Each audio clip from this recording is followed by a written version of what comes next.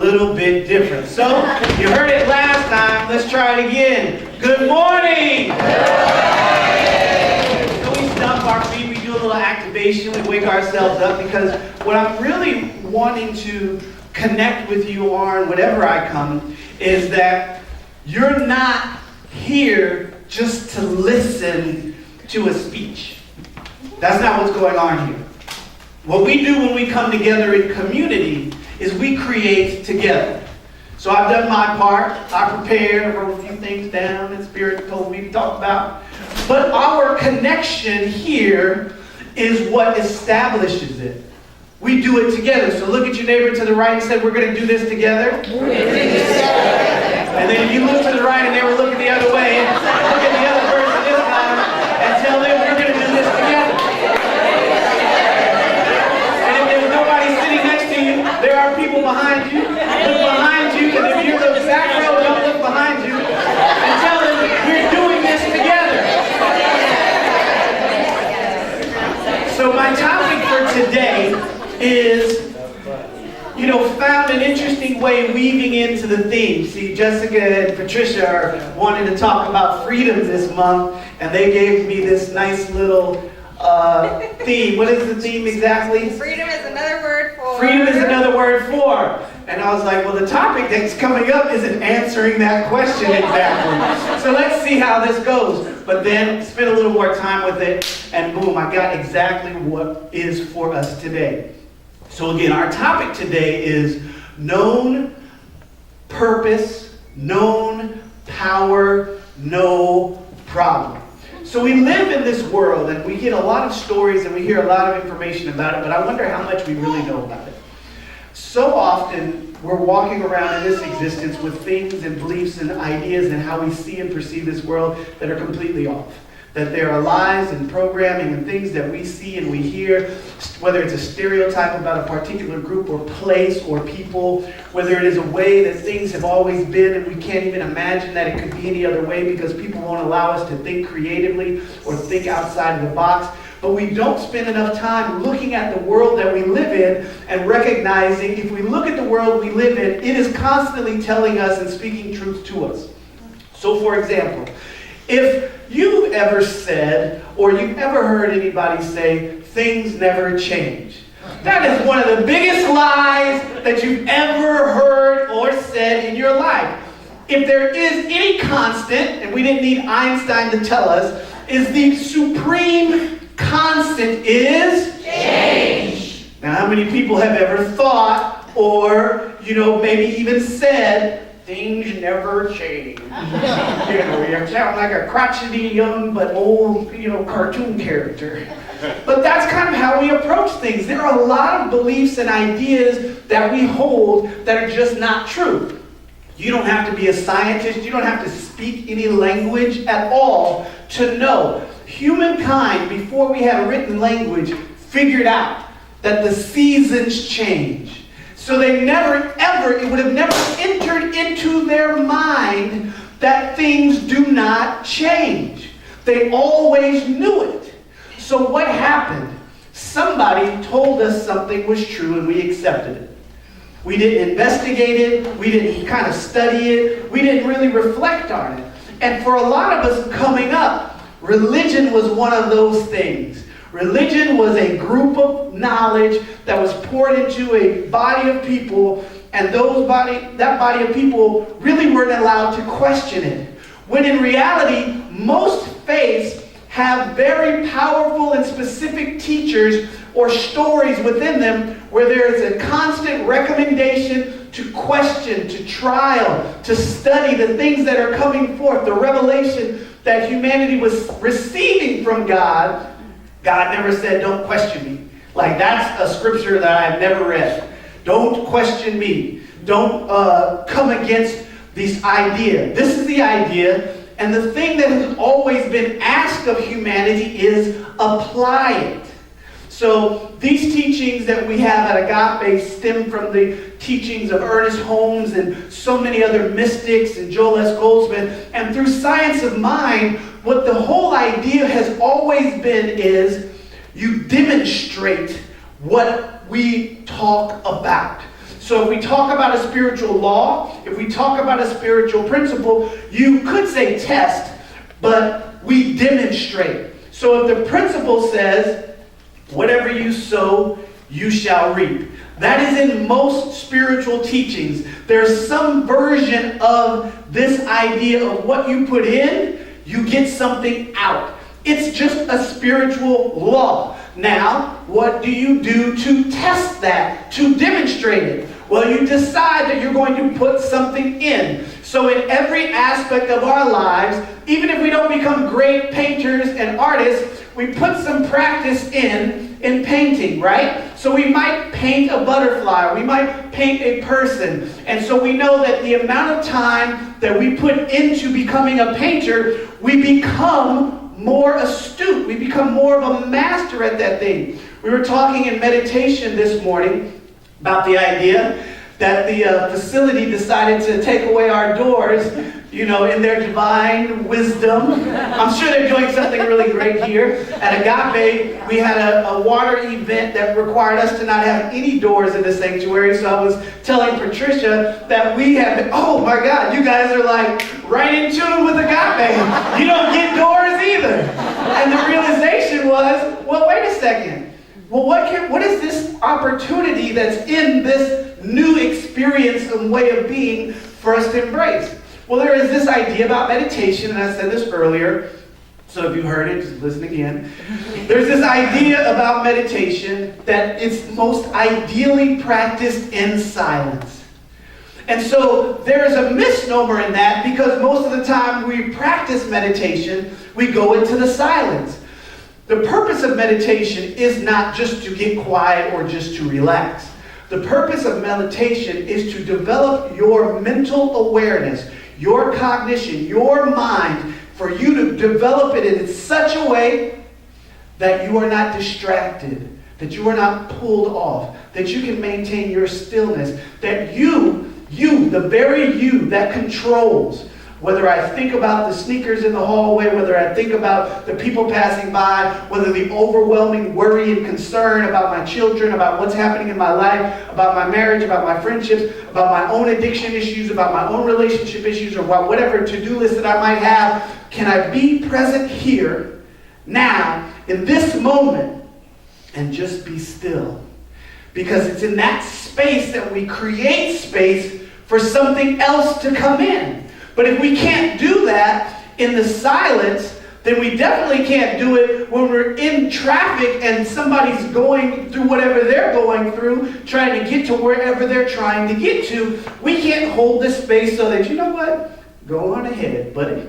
That's all you. Or whatever we need to do to maintain that awareness of safety and sanctuary and peace, and to know that nothing that anybody else has belongs to me, because that's theirs. Everything that I have and that I actually have is mine, so it can't possibly belong to anybody else. So we've got to figure this out. So the thing that came up for me was this. Far too many of us don't know the purpose of the things in our lives. We don't really know the purpose of some of the practices that we practice. We don't necessarily know the purpose of things, and so we have to discover them. Before anybody ever told you what a key was, right? If you saw a ring of keys, and you just, like the janitor is always the one that's most famous for having all of the keys, right? You got keys, but if you don't know what a key is, if you don't know what it's for, if you don't know where it leads to, if you don't know what it gives you access to, the key is worthless to you. So it doesn't matter how many keys you have. You can have all the keys to all the buildings, to all the safes, that would have been terrible. All the safes, and all the doors, and all the passageways in all the universe. But if you do not know the purpose of a key, it's a waste.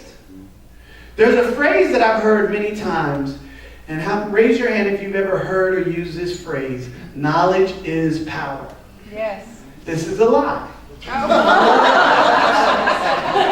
Jessica?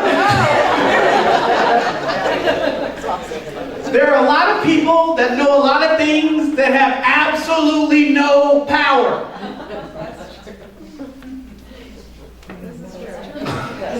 Oh yeah! It is the right application of knowledge that is power. Now that's maybe a little wordy, so it's not as well known a phrase. But it's a phrase that was eventually given to me by somebody who did the same thing. Knowledge is not power, that's not the truth, and the real truth is the right application of power. And then I was like, oh yeah, but that's how it works. Meditation, prayer, healthy eating, for example. People talk about going vegan. And you must understand a thing as you apply it rightly. It's really quiet because he's going to talk about vegan. Wow, you guys are quiet today. So look, the purpose of the vegan lifestyle for the people who practice it is to make a different impact in the world. So when people say silly things like, oh, vegan people are chubby and fat too, they tell you how much knowledge they lack. I could have said that differently, couldn't I? It's kind of dumb. You know, it's just a ball of ignorance to hold that kind of thing that way. Oh, I know fat vegetarians. It's like, excuse me. This is not the purpose of this lifestyle. That's not its purpose. When we talk about other things in life, the gong that we do in service. I've been at Agape since 2005. And just this year, I found out the purpose of Agape ringing the gong at service. It's so cool, you know, it's got its Near Eastern application. It feels good, right? But I didn't know that we had a purpose for it. At Agape, for us, when we do ring the gong, it is the actual beginning of the service. Because we do things that kind of begin to establish the vibration. We sing before we do the opening song like Bashira wonderfully did, and I didn't do this earlier, so can we acknowledge Bashira? The vocals in the band. And the extra background vocals by Lacey. And that cool extra solo over here. It's a great thing. So as I looked at that, it made me look at a lot of things. And it helped me to remember things like, you know, what's the purpose of prayer? Many of us have different ideas about what the purpose of prayer is. Now, the purpose of prayer is not, sometimes you learn by removing things, right? And sometimes we define things by the things that we remove out. And so when we remove out everything, what is left is the answer. So the purpose of prayer is not the magic hat that Felix used to use. Those of you that remember Felix the cat, those of you that don't, it's not Santa's sack that has all of your wishes and all of your dreams in it. The purpose of prayer is not to obtain. The purpose of prayer is not to fix. The purpose of prayer is not to simply call into existence the things that you want. The purpose of prayer is for us to align ourselves with truth. We speak our word to affirm the truth of reality based upon the principles and laws that we come into the right application and knowing of. So when we start talking about prayer, and at Agape we teach prayer in a particular way because we recognize the power of word, the power of the word, the power of our word, and so we are specific about how we should and should not say a thing. We don't affirm negative situations and concepts. We do not beg and beseech something that is outside of us as if we're waiting for it to drop down from its throne in heaven and decide, yes, it's okay for you to have a bottle of water today. Because there are some people on the planet that are begging a God outside of themselves just for a bottle of water. Because that's actually happening in the different places on the planet. That's not the purpose of prayer. So yes, even for that person, the affirmation and declaration that I have everything that I need and that I'm open and available to be in alignment with the divine creative source of the universe that knows everything, that has all of it lined up and can speak to me in a way that I know and understand so that it can give me the clarity and wisdom to tap into the resources that I may have all that I need now and always. Yes. Could be a prayer. And that's what we talk about when we talk about knowing the purpose of the thing. Because suddenly, if we go back to the key analogy, if you had all of the keys to this building, you could easily go from room to room to room to room, and you would not have anything that would be in resistance to you and where you want to go in life. So now let's think about keys and where I want to go in life. There are keys to every place that I'm seeking to go. Sometimes that key is an education. There's certain concepts and ideas that I need to learn and know so that I can move into that field and flourish. Sometimes it's a financial access. So sometimes it's not about knowing the amount of money. Sometimes it's about knowing the ways that I can earn and create this resource so that then I can have the money to do what I want to do. There are a lot of ways into this thing that we call life. But so many of us don't understand the purpose of what we do. We don't understand how we move through the world. And so we end up getting stuck. When I was a kid, the first car that I ever had was a manual shift. So I had a stick, right? And my dad had one too. But guess which one I didn't get to learn on? I didn't get to learn on his. Because everybody who has ever driven a stick knows that there is a long and wide learning curve of a bunch of and my dad just wasn't going to let me do that to his car.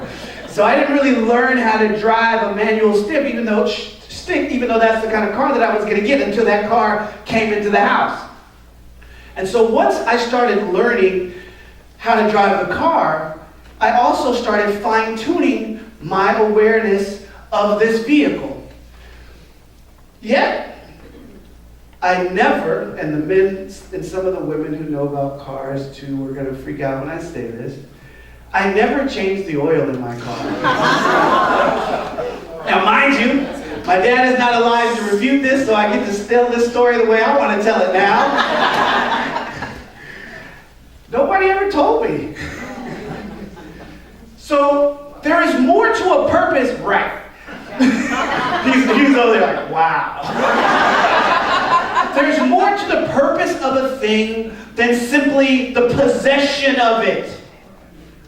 If you have a car, if you have an automobile, there's so much more to an automobile than just driving it and gassing it up. Everything in the material world, relationships, your own intellect and mind, your body requires maintenance. Your garden, all of it requires maintenance.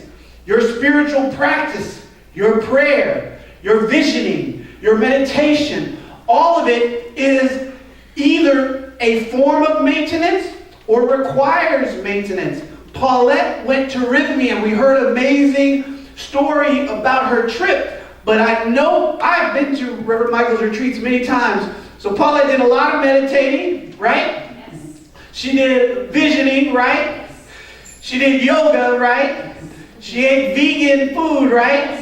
So she did a lot. I'm familiar with it. I haven't been yet. I'm hoping to go in January. I'm going in January. Let me switch my language. So the idea of how we approach this journey, how we approach the automobile, how we approach our relationships. A lot of people want to be in a relationship. What's the purpose? Wow!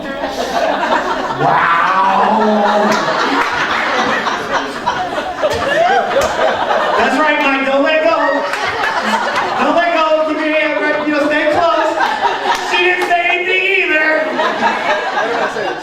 That's right. Isn't that interesting? Just be with that for a moment. What's the purpose of relationship? A lot of people Don't think about that question. Connection. Yes. Human beings are designed for connection. Even though we're also designed, some of us more than others, because of just how we flow, to spend a lot of time alone, in solitude, away from other people, but we're always with the presence. I end up doing a lot of that. I'm doing more of that now than ever before. And when it comes to the purpose of relationships, remember, get out of your 20th century mind. I know we're in the 21st century, but throw away all of those mental concepts, because in the 20th century, governments and society started trying to tell you why everything was and how everything was supposed to be, because they thought they had an idea that they could control and regulate everything. Marriage was never an institution governed, has not always historically in the history of the world been an institution run by the government. Now, of course, it's better now, and women have a better experience in marriage now because they have more rights now. They weren't just given away or tossed around, because that's what happened in a lot of marriages in a lot of cultures around the world. But the purpose of relationship has always been, because when we come together, we can do more. Because we come together, we can do better. Because when we come together, there are things that we can do together that we cannot do alone. We cannot lift a huge, heavy building all by ourselves. So in community, we can find an architect, we can find an engineer, we can find somebody who and then we can figure out a way to lift that building. We see it all the time. I remember the first time I ever saw a house sitting on the back of a truck, just driving down the highway. I was like, why are they taking it anywhere? And why didn't they just leave it where it was? And why couldn't they just build it, like as a kid, it just didn't make sense to take a whole house somewhere else. But some people got together and decided to do that, but they could not have done it alone. And so relationship is about connecting. It's about relating. Sure, it's about the continued propagation of our species. That part is good. But not every relationship is designed to produce children. Not every connection, not even every marriage, and all of those things. So there must be some other purpose other than the simple biology and physiology of it. All of that is the knowledge that we're talking about, but we have to then apply it correctly. Because that's where the power is. When you know a thing and you know how to apply, to utilize, and you're willing to continually to look at all of the different things that are within it, then you have the power. That's where you can then have the power to change. You can have the power to heal. You can have the power to produce. You can have the power to create. But if you don't have that, you might as well not have it. But when you have it, how many of you have ever locked yourself out of your car? What about out of your house? What about out of your house in the middle of the night and nobody had a key except for the building manager? All of these different things happen to us in some various form or another. So if I don't have my key, and if I don't have that, and I don't have anybody else, how do I get in? Can't. You just got to recognize it. And so I've got to figure out what the keys are for my life. You have got to figure out what the keys are for your life. If you have an idea of how you want your life to look, if you just have an idea, you're being reasonable, you're not being too specific and you're not being so specific that there's no room for God to get involved. There's a story that talks about a man that's drowning in the ocean, and he's pleading and begging to God, God save me, God save me, God save me. And a plank, like a piece of wood, floats by, and he just watches it float by, and he's like, God save me, God save me. And an inner tube, just floats by, and he's like, the man dies. Next thing you know, he wakes up, he's on the other side, talking to God. He's like, God, come on, what happened? I'm here with you now. I'm really glad to be here. But why didn't you save me? I was like, I did. I sent you a plank. I sent you a life raft. But apparently, you didn't want what I sent you that would have done what you needed it to do to have what you needed to have. And so sometimes we want a thing to look such a particular way that we don't have enough room for God, for Spirit to get involved. We want it to come from this person, relationships. We think that our spouse should be this particular space for us to get these particular needs met. Sometimes our friends are a better space for things than our spouse because who they have been in the world have not developed the particular skill that I might be looking for or a space. Sometimes outside of a relationship is a better place to do some healing, but you bring your healed self back into the relationship and you can communicate and you can talk and you can be free. So if you have the knowledge and it's applied correctly, you obtain the power that has always been within you, so then you're just utilizing the power that is already within you. There are no problems. And really, there are no problems. There are only, and it took me a long time to not have like a smirk on my face when somebody said this, there are no problems. There are only opportunities. There are no problems. There are only opportunities. There are no problems. There are only opportunities. There are no problems. Look, right now, no matter what your rent, financial situation or issue is, no matter what right now, somebody in this room might be homeless, somebody in this room might not have a car, somebody in this room might not have a relationship, but all of us are in the goodness and the loving arms of Spirit right now in this moment. We are in community, we are connecting. And from moment to moment we can have that, we can live that, and there are no problems. Sure, there are things that need to be dealt with. There are opportunities for transforming. And as I get out of my way, I can tell somebody that I'm homeless and that I need support. And I don't tell them because they're the answer. I tell them because I'm not ashamed. I'm not in fear. I can talk about what my concerns are, my situation is. And you have become a space where that person can put something into you without the expectation that you would be the solution. You're not projecting on them as if they think you're the solution, but you're a space that can hold it. So you then know the truth about them. And that's what practitioners do. Practitioners hold and know the truth about you when you can't hold and know the truth about yourself. And so as we go through this journey, are there any problems? No. Are you sure? Yes. Then say it like you mean it. Are there any problems? No. Only opportunity. Yeah. And so as you walk out into the world this week, I'm going to invite you to be really clear about that.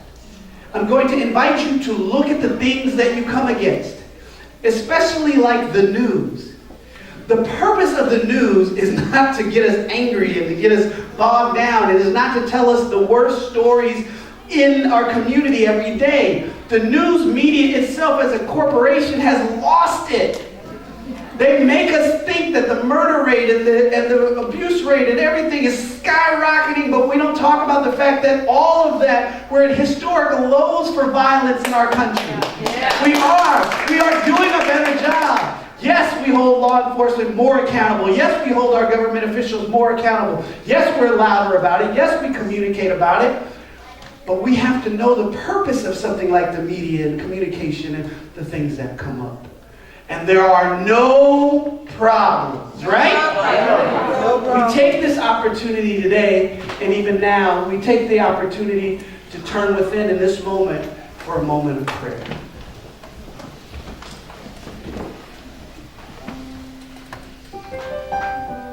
We seek only to know in a greater way than ever before the truth.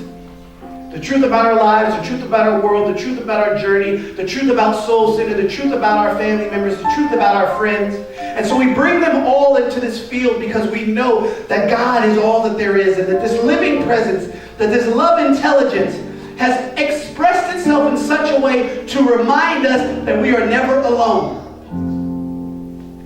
And so if there's anyone that comes up on your heart, a family member, a loved one, Beth, just speak their name aloud.